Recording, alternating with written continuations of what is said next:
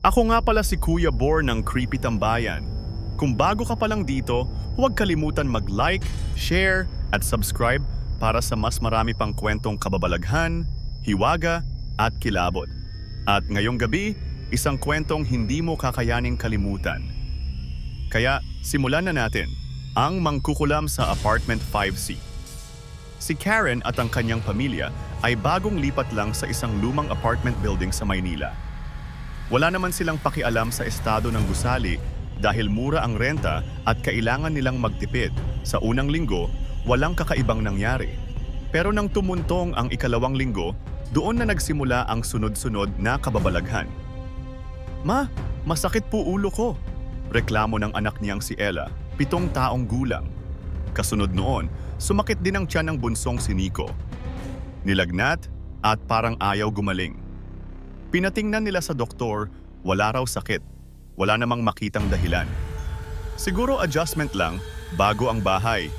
Bulong ni Karen sa kanyang asawa, si Joel. Ngunit gabi-gabi, may pumapalo sa kanilang bintana. Hindi tao, kundi itim na uwak. Hindi lang isa, minsan 2 o 3. Paulit-ulit silang dumadapo sa bintana ng Apartment 5C.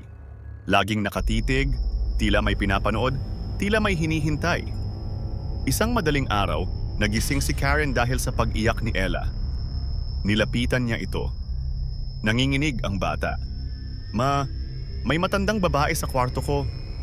Nakangiti, tapos biglang nawala. Pagbukas ni Karen ng ilaw, wala naman.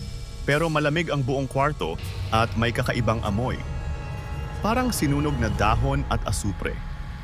Kinabukasan, kinausap nila ang matandang janitor ng gusali, si Mang Lando. "Apartment 5C, alam niyo ba kung sino ang nakatira dyan dati?" Umiling si Karen.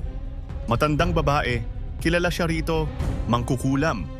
Wala siyang kaibigan, walang pamilya. Sabi-sabi, nagpakamatay siya sa loob ng kwarto ng mga bata. Hanggang ngayon, hindi raw siya matahimik." Hindi naniwala si Joel, pero si Karen nagsimula ng maniwala. Lalo na't paggabi, kung kailan tulog ang lahat, nagigising siya sa mga kaluskos at may maaaninag siyang anino sa sulok ng kanilang kwarto. Hugis babae, matanda. Nakatingin lang sa kanila. Isang hapon, sinubukan ni Karen linisin ang lumang aparador sa kwarto ng mga bata. Sa likod ng isang luma at kupas na kahon, may nakita siyang isang itim na manika. May mga balahibo ng uwak, may nakapulupot na buhok ng tao, at may papel kung saan nakasulat ang lumang pangalan, Isabel Montemayor. "Walang sino mang makakaagaw ng aking tahanan." Biglang nagsara ang ilaw.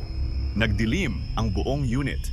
Narinig ni Karen ang tawa, hindi ng bata, kundi ng matandang babae. "Lumayas kayo rito, akin ito, akin."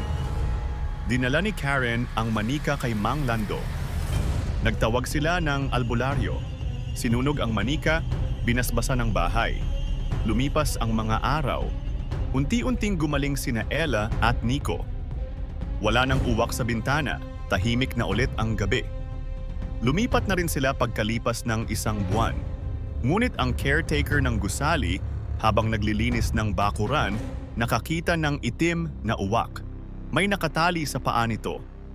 Isang pirasong buhok. Buhok ni Karen.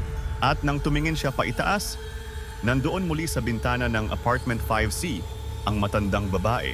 Nakangiti, kumakaway, wakas. At dito na nagtatapos ang ating kwento. Ako nga pala si Kuya Bor ng Creepy Tambayan.